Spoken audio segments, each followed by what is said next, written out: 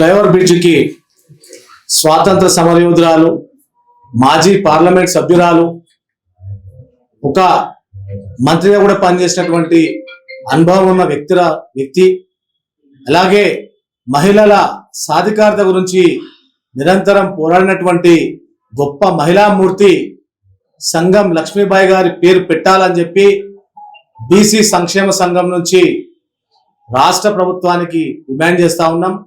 ఎందుకంటే ఈ హైదరాబాదులోని ఎక్కడ బ్రిడ్జిలు కట్టినా కూడా, ఎక్కడ ప్రాజెక్టులు కట్టినా కూడా, ఏ నిర్మాణాలు చేపట్టినా కూడా చరిత్ర లేని మనుషుల పేర్లు కానీ, అగ్రవర్ణాల పేర్లు కానీ, వీరి పేర్లు మాత్రమే వారికి పెడుతున్నారు. ఆ బ్రిడ్జిలకు కానీ చరిత్ర ఉండి తెలంగాణ గురించి కానీ, ఒక నిరుపేదల గురించి పోరాడినటువంటి గొప్ప మహనీయుల పేర్లు కానీ ఎక్కడ పెట్టకుండా వారి చరిత్ర లేకుండా చేస్తున్నారు.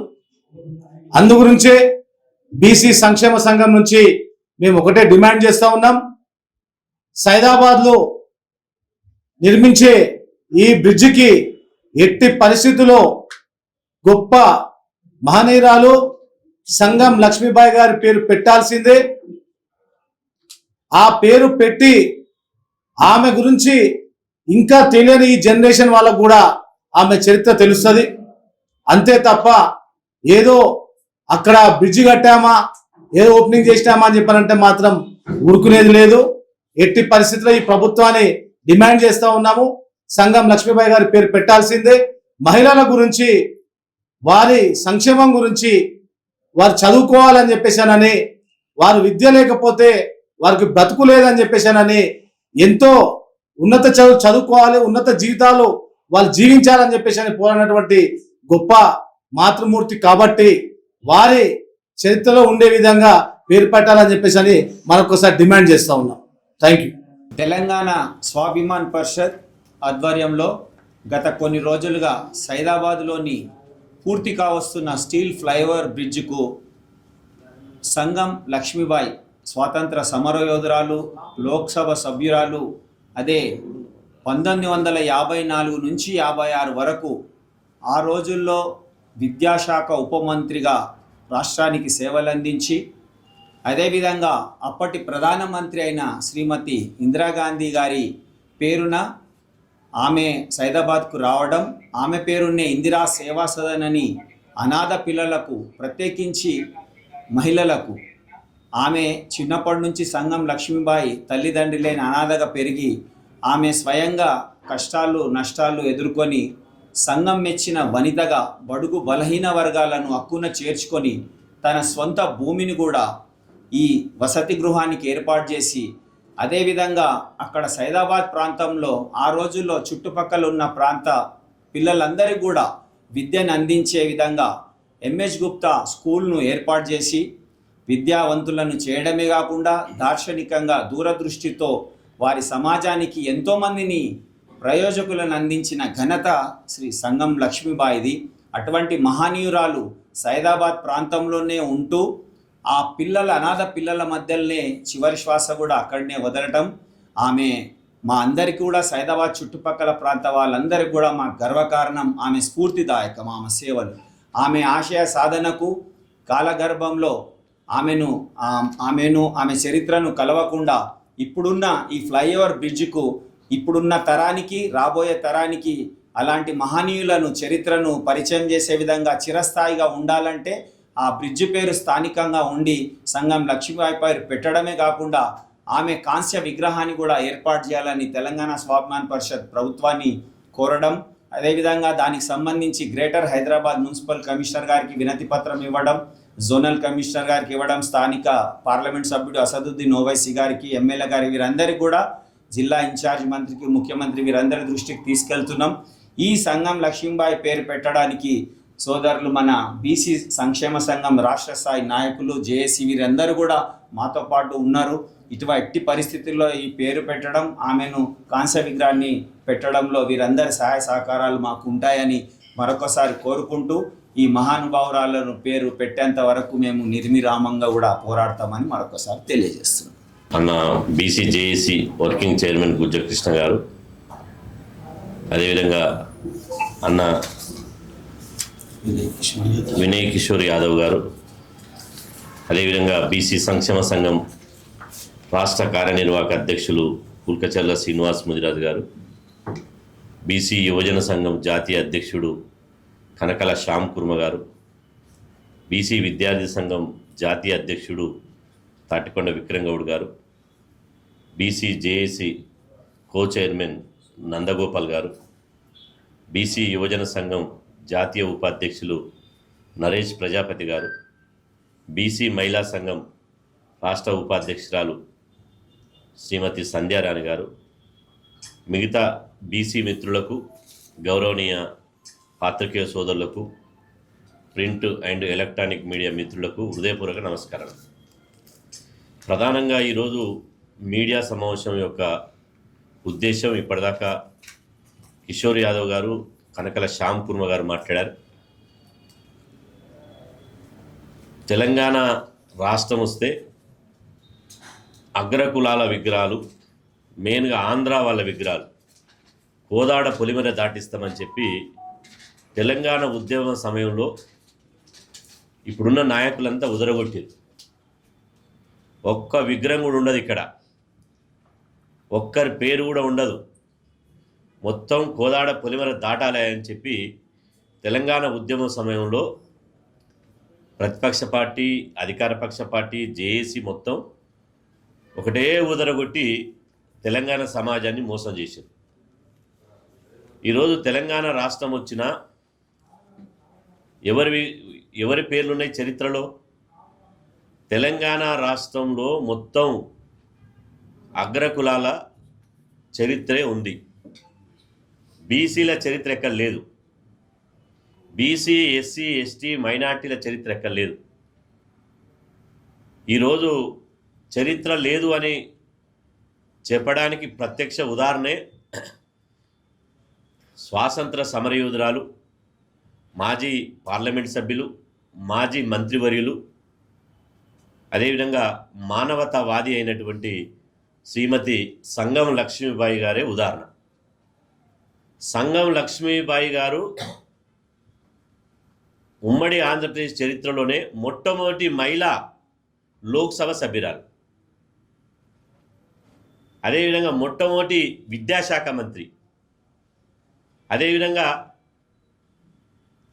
ఆమె మొట్టమొదటి స్వాతంత్ర సమరయోధురాలు. సంగం లక్ష్మీబాయి గారికి ఉన్న అర్హతలు ఈ సమాజంలో ఇంకెవరికి లేవు. సంగం లక్ష్మీబాయి గారు అందరికీ సంబంధించినటువంటి నాయకురాలు. సంగం లక్ష్మీబాయి గారు ఆ రోజే 1952 నుంచి 79 వరకు, 52 నుంచి 79 వరకు, ఆమె 79లో చనిపోయింది. ఆమె పదవులకే వన్నె తీసుకొచ్చారు. ముఖ్యంగా మహిళల విద్య కోసం కృషి చేశారు. మహిళల విద్య కోసం ఎనలేని కృషి చేశారు. అందులో భాగంగానే ఆమె ప్రత్యేకంగా మొదటిసారిగా హైదరాబాదులో మహిళలకు విద్యా సంస్థలు ఏర్పాటు చేశారు. తన 2 ఎకరాల ఇల్లు, తన సొంతం 2 ఎకరాల ఇల్లునే విద్యా సంస్థలకు, అనాథాశ్రమంకి ఇచ్చారు. మరి అన్నిటికీ ట్రస్ట్ పెట్టి ఈ సామాజిక సేవా కార్యక్రమాలు, విద్యా కార్యక్రమాలు, ఒక అక్షర యుద్ధం చేయడానికి ఆ రోజు ఆమె స్వర్గీయ మాజీ ప్రధానమంత్రి ఇందిరాగాంధీ గారి పేరు మీద ఇందిరా సేవా సదన్ అని పేరు పెట్టింది. ఇందిరా సేవా సదన్, ఇందిరా సేవా సదన్ పేరుతో స్కూల్ పెట్టింది. ఇందిరా సేవా సదన్ పేరుతో ఇంటర్ డిగ్రీ కాలేజ్ పెట్టింది. ఇందిరా సేవా సదన్ పేరుతో ఇంజనీరింగ్ కాలేజు, అదేవిధంగా ఉన్నత విద్యా సంస్థలు నెలకొల్పింది. అంటే ఇంత గొప్ప విద్యావేత్త, ఇంత గొప్ప మానవతావాది, ఇంత గొప్ప దార్శనికురాలు, ఇంత గొప్ప హృదయం ఉన్నటువంటి నాయకురాలు ఇవాళ మొత్తం తెలంగాణ, ఆంధ్రప్రదేశ్లో కాగడతో వెతికినా దొరకరు. మరి ఇందిరాగాంధీ పేరుతోటే ఆ రోజు పేరు పెట్టి, ఇందిరా సేవా సదన్ పేరు పెట్టి, స్వాతంత్ర ఉద్యమంలో స్వాతంత్రం కోసం పోరాటం చేసి ఇవాళ ఒక ప్రజాప్రతినిధిగా ఉన్నటువంటి సంగం లక్ష్మీబాయి గారి చరిత్ర ఎక్కడైనా పాఠ్యపుస్తకాలలో ఉన్నదా? భవిష్యత్ తరాలకు ఒక ఆదర్శమైనటువంటి నాయకురాలు ఇవి. భవిష్యత్ తరాలు గుర్తుపెట్టుకుని ఆమెను ఆదర్శంగా తీసుకుని నీతి నిజాయితీతో ఎదిగేటువంటి చరిత్ర ఉన్నటువంటి గొప్ప నాయకురాలు. ఆమె చరిత్ర పాఠ్యపుస్తకాలు లేదు, ఆమె చరిత్ర విగ్రహ రూపంలో లేదు, ఆమె చరిత్ర ఇవాళ కట్టడాల పేరు మీదనో పోస్టల్ స్టాంపుల పేరు మీదనో లేకపోతే జిల్లాల పేరు మీదనో లేదు. ఎవరి ఉన్నాయి? తెలంగాణలో చూసుకుంటే ఎవరి ఉన్నాయి?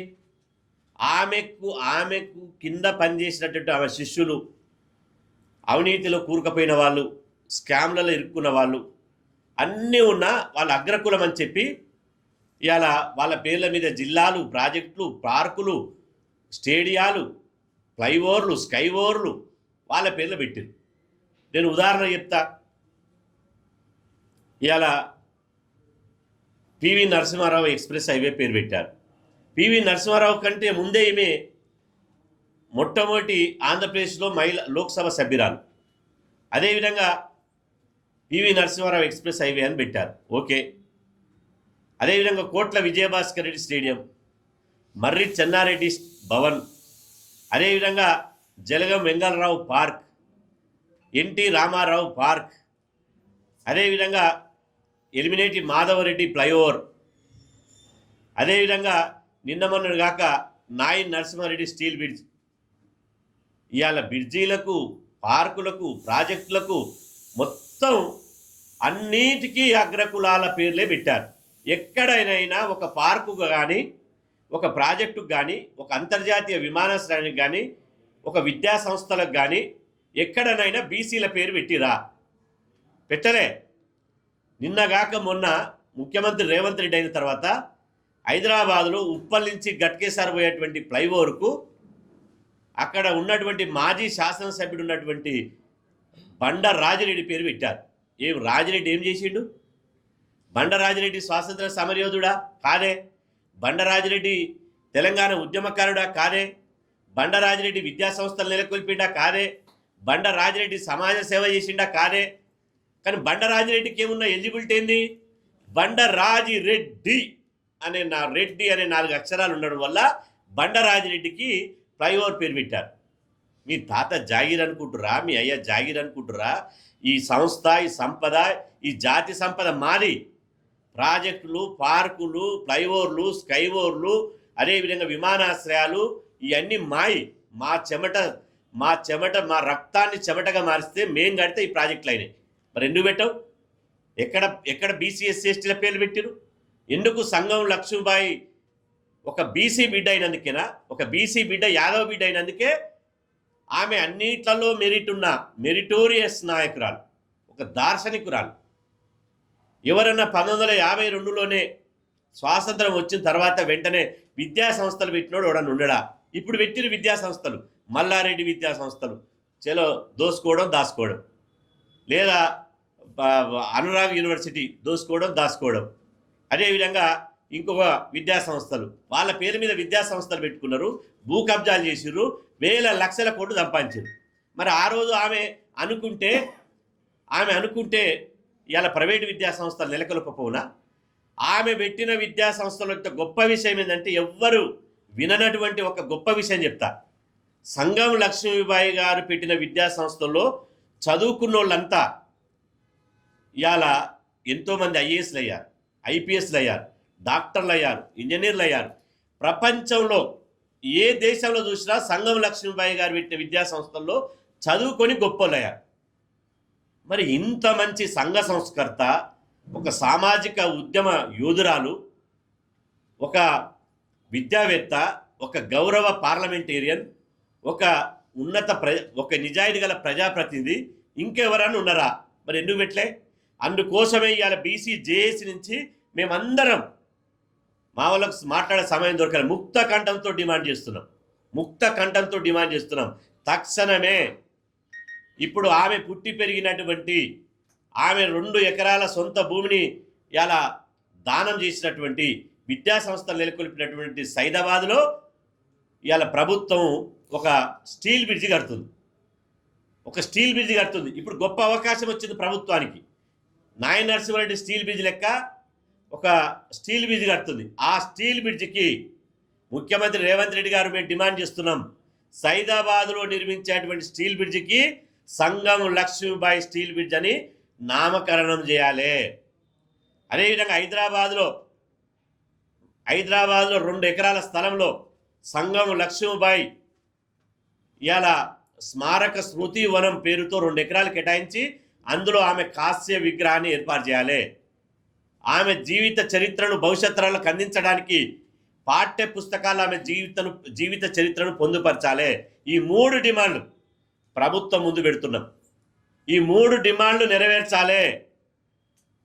అంటే అగ్రకులాలై నాయకులై ఎవరు అడగకున్నా మీరే పేరు పెడతారు. ఎవరన్నా అడిగిర్రా?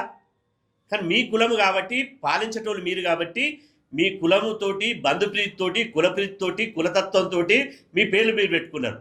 అదే అన్ని వర్గాలకు ఇప్పుడు సంగం లక్ష్మీబాయి గారు పెట్టిన విద్యా సంస్థల్లో ఎక్కువ మంది అగ్రకులాలే చదువుకున్నారు.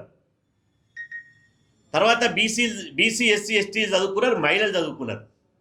ఆమె ఆ రోజు ఉపాధి కోసం ఇలా ఐటీఐలు పెట్టింది, కుట్టు మిషన్లు పెట్టింది, ఎన్నో సామాజిక సేవా కార్యక్రమాలు చేసింది. కానీ సంగం లక్ష్మీబాయి రెడ్డి కాకపోయింది, సంగం లక్ష్మీబాయి చౌదరి కాకపోయింది, సంగం లక్ష్మీబాయి రావు కాకపోయింది. అందుకనే సంగం లక్ష్మీబాయి గారి చరిత్రను కనుమరుగు చేయాలని కుట్ర చేశారు. ఖబర్దార్, మేము ఈ రోజు నుంచి హెచ్చరిస్తున్నాం. ఆమె చరిత్రను తరతరాలు గుర్తుంచుకునే విధంగా ప్రభుత్వం గౌరవించాలి.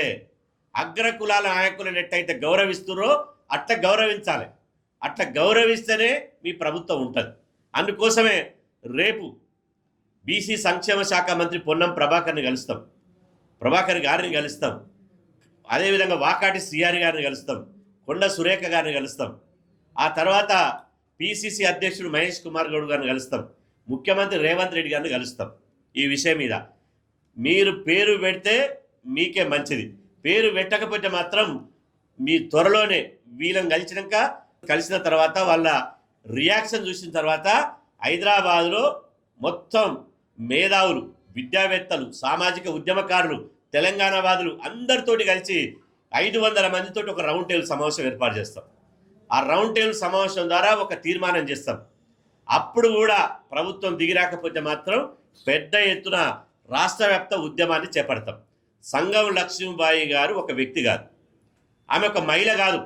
సంగం లక్ష్మీబాయి గారు కోట్లాది మంది బడుగు వర్గాల ఆత్మగౌరవానికి ప్రతీక, మా యొక్క ఆత్మగౌరవానికి ప్రతీక. మేము గొప్పగా చెప్పుకునేటువంటి మాకు సావిత్రిబాయి పూలే తర్వాత ఆ స్థాయిలో కనపడేటువంటి మహనీయురాలు సంగం లక్ష్మీబాయి గారు. కాబట్టి సంగం లక్ష్మీబాయి గారి చరిత్రను ఇవాళ ప్రభుత్వం గుర్తిస్తే సరే, లేకపోతే మాత్రం ప్రత్యక్ష పోరాటానికి రాష్ట్ర వ్యాప్తంగా దిగుతామని చెప్పి సందర్భంగా కాంగ్రెస్ ప్రభుత్వాన్ని డిమాండ్ చేస్తున్నాం, హెచ్చరిస్తున్నాం. జై బీసీ, బీసీ కులాల ఐక్యత, బీసీ కులాల ఐక్యత.